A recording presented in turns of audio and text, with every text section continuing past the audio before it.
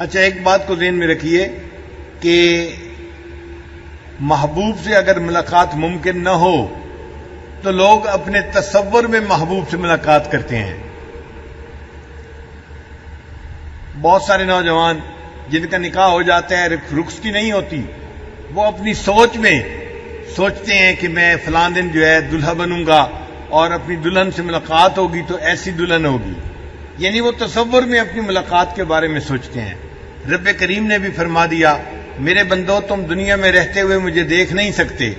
یہ دنیا دیدار کا مقام نہیں ہے، دیدار کا مقام جنت ہے. ہاں تمہارا دل چاہے گا کہ وہ دیدار کیسا ہوگا، لہذا ہر دن میں 5 مرتبہ تم تصور میں میرا دیدار کیا کرو. تو یہ جو 5 نمازیں ہیں یہ تصور میں بندہ اپنے رب کا دیدار کر رہا ہوتا ہے. اس لیے فرمایا ان تعبد اللہ کأنک تراہ، تم اللہ کی عبادت ایسے کرو جیسے کہ تم اسے دیکھتے ہو. فإن لم تکن تراہ، اور اگر تمہیں یہ کیفیت حاصل نہ ہو کہ تم اس کو دیکھ سکو تو اس طرح محسوس کرو کہ وہ تمہیں دیکھ رہا ہے. محبوب بندے کو دیکھے تو محب کو اس میں بھی لذت ملتی ہے. چنانچہ کتابوں میں واقعہ لکھا ہے، ایک آدمی تھا، اس کو کسی جرم کی پاداش میں درے لگے، اور اس کو اتنے درے لگے مگر اس نے زبان سے سی تک نہیں نکالی، خاموشی سے برداشت کر لیے.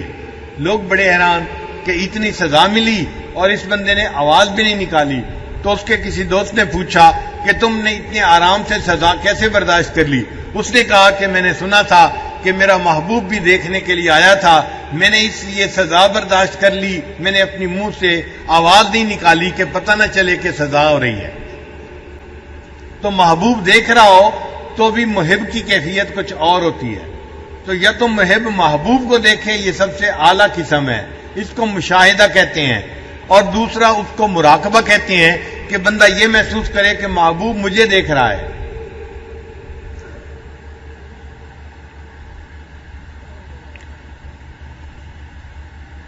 امام ربانی مجدد ثانی رحمۃ اللہ فرماتے ہیں، حالت نماز کو باقی حالات کے ساتھ وہی نسبت حاصل ہے جو کہ صراط کو حقیقت کے ساتھ ہے. آگے فرماتے ہیں، تمام حالات کو نماز کی حالت کے ساتھ وہی نسبت ہے جو کہ صورت کو حقیقت کے ساتھ ہے. مثلا جو صورت کے آئینہ میں منعکس ہے اس کو اپنی اصل کے ساتھ ظاہری مماثلت و اسمی مشارکت کے سوا اور کوئی مساوات حاصل نہیں. جو کیف و ذوق نماز سے پیدا ہوتا ہے وہ تمام اذواق و کیفیات سے ممتاز ہے. پھر نماز کے اندر جو قرآن پاک پڑھنا ہے وہ نماز کے باہر قرآن پاک پڑھنے سے زیادہ افضل ہے. ان قرآن الفجر کان مشہودا، قرآن مجید کی تلاوت کرنا گویا اپنے پروردگار کے ساتھ بات کرنا ہے. خاص طور پر جو تلاوت نماز میں واقع ہو وہ اور ہی درجہ رکھتی ہے اور بہتر ثمر دلاتی ہے. مکتوبات معصومیہ میں لکھا گیا. ہمارے سلسلہ عالیہ کے ایک بزرگ تھے، امام جعفر صادق رحمت اللہ علیہ. ایک مرتبہ نماز پڑھ رہے تھے کہ بے ہوش ہو کر گر پڑے. جب ہوش میں آئے تو ان سے دریافت کیا گیا. انہوں نے فرمایا کہ میں قرآن مجید کی ایک آیت کو بار بار پڑھ رہا تھا یہاں تک کہ اس آیت کو میں نے متکلم سے خود سنا. یعنی نماز میں کیفیت تھی، ایک آیت کو بار بار وہ مزے میں پڑھ رہے تھے، لوٹا رہے تھے. کہتے ہیں لوٹاتے لوٹاتے ایک ایسی کیفیت آئی کہ میں نے گویا اللہ سے اس آیت کو خود سنا.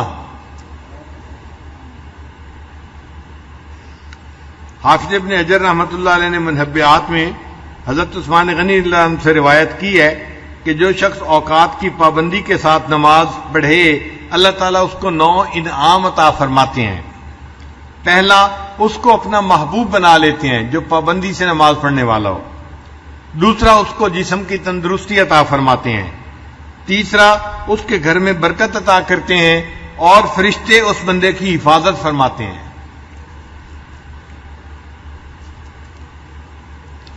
اس کے چہرے پر صلحاء کا نور ظاہر کر دیا جاتا ہے، اس بندے کا دل نرم کر دیا جاتا ہے. روز محشر اس کو پل صراط سے بجلی کی تیزی کے ساتھ گزاریں گے اور اس بندے کو جہنم سے نجات عطا فرمائیں گے اور جنت میں اس کو نیکوں کا ساتھ عطا فرمائیں گے. یہ نماز کے 9 فوائد ہیں. ایک حدیث پاک میں ہے کہ نماز دین کا ستون ہے اور اس میں 10 خوبیاں ہیں۔ چہرے کی رونق ہے نماز، دل کا نور ہے، بدن کی تندرستی کا سبب ہے، قبر کا انس ہے، اللہ تعالیٰ کی رحمت اترنے کا ذریعہ ہے، آسمان کی کنجی ہے، اعمال نامے کے ترازو کا وزن ہے، اللہ تعالیٰ کی رضا کا سبب ہے، دوزخ سے آڑ ہے، اور 10واں جنت کی قیمت ہے۔ جو شخص باقاعدگی کے ساتھ نماز پڑھتا ہے، اس نماز کی برکت سے اللہ تعالیٰ اس بندے کو جنت عطا فرمائیں گے۔ جس نے نماز کو قائم کیا اس نے دین کو قائم کیا، اور جس نے نماز کو چھوڑا اس نے دین کو گرایا۔ ایک حدیث مبارکہ میں ہے کہ اللہ تعالیٰ ان لوگوں کے لیے جو اندھیروں میں مسجد کی طرف جاتے ہیں قیامت کے دن ایک بلند نور کے ساتھ روشنی فرمائیں گے۔ ایک حدیث پاک میں ہے اندھیروں میں مساجد کی طرف چلنے والے وہی لوگ ہیں جو اللہ تعالیٰ کی رحمت میں داخل ہونے والے ہیں۔ ایک حدیث مبارکہ میں ہے کہ جب کوئی جماعت کے ساتھ نماز پڑھتا ہے پھر وہ کسی حاجت کا سوال کرتا ہے تو اللہ تعالیٰ غیرت کرتا ہے کہ وہ بے مراد واپس لوٹے، اللہ تعالیٰ اس بندے کی حاجت کو پورا کر دیتے ہیں۔ ایک حدیث پاک میں ہے کسی شخص کو اپنے گھر میں نماز پڑھنے کا ثواب 1 نماز کے برابر، محلے کی مسجد میں نماز پڑھنے کا ثواب 25 نمازوں کے برابر، جامع مسجد میں نماز پڑھنا 500 نمازوں کے برابر، مسجد اقصی میں نماز پڑھنا 5000 نمازوں کے برابر ہے، اور مسجد حرام جہاں بیت اللہ ہے وہاں نماز پڑھنا 1,00,000 نمازوں کے برابر ہے۔ ایک حدیث پاک میں ہے کہ جس شخص نے 5 نمازوں کو جماعت کے ساتھ ادا کرنے پر محافظت کی وہ پل صراط سے چمکنے والی بجلی کی مانند تیزی کے ساتھ گزر جائے گا۔ اللہ اس کا حشر سابقین کے پہلے گروہ میں فرمائیں گے۔ ہر روز و شب میں ان نمازوں پر محافظت کرنے والے کے لیے ایسے 1000 شہید کی مانند اجر ہوگا جو اللہ کے راستے میں شہید کر دیے جائیں، یعنی نماز باقاعدگی سے پڑھنے والوں کو 1000 شہیدوں کا ثواب عطا کیا جائے گا۔ پھر نماز جو ہے اس کو تعدیل ارکان کے ساتھ پڑھنا۔ تعدیل ارکان کہتے ہیں رکوع سجود کو ٹھہر ٹھہر کے تسلی کے ساتھ ادا کرنا۔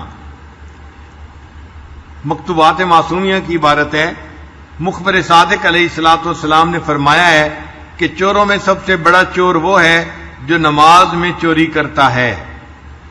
صحابہ نے عرض کیا یا رسول اللہ صلی اللہ علیہ وسلم اپنی نماز سے کوئی کس طرح چراتا ہے؟ نبی علیہ السلام نے فرمایا نماز میں چوری یہ ہے کہ نماز کے رکوع سجود کو اچھی طرح ادا نہیں کرتا۔ نیز نبی علیہ السلام نے فرمایا کہ خدائے جل شانہ اس شخص کی نماز کی طرف نگاہ اٹھا کر بھی نہیں دیکھتا جو رکوع اور سجود میں اپنی پیٹھ کو ثابت یعنی سیدھا نہیں رکھتا۔ اور نبی علیہ السلام نے ایک شخص کو نماز ادا کرتے ہوئے دیکھا کہ رکوع و سجود پوری طرح ادا نہیں کر رہا، تو آپ صلی اللہ علیہ وسلم نے اس سے فرمایا کیا تو اللہ تعالیٰ سے نہیں ڈرتا؟ اگر تو اسی عادت پر مر گیا تو دین محمدی پر تیری موت نہیں آئے گی۔ نیز نبی علیہ السلام نے فرمایا تم میں سے کسی کی نماز اس وقت تک کامل نہیں ہوگی جب تک کہ وہ رکوع کے بعد پوری طرح سیدھا کھڑا نہ ہو اور اپنی پیٹھ کو سیدھا نہ کر لے اور اس کا ہر ایک عضو اپنی جگہ قرار نہ پکڑ لے۔ نبی علیہ السلام نے فرمایا کہ جو شخص دونوں سجدوں کے درمیان بیٹھنے کے وقت اپنی پشت کو سیدھا نہیں کرتا اس کی نماز کامل نہیں ہوتی۔ نبی علیہ السلام ایک نمازی کے پاس سے گزرے، دیکھا کہ وہ احکام و ارکان قوم و جلسہ پوری طرح ادا نہیں کر رہا تھا، تو آپ صلی اللہ علیہ وسلم نے اس سے فرمایا اگر تو اسی عادت پر مر گیا تو قیامت کے دن تجھ کو میری امت میں سے نہ لیا جائے گا۔ اور دوسری جگہ فرمایا اگر تو اسی عادت پر مر گیا تو دین محمدی پر تو نہیں مرے گا۔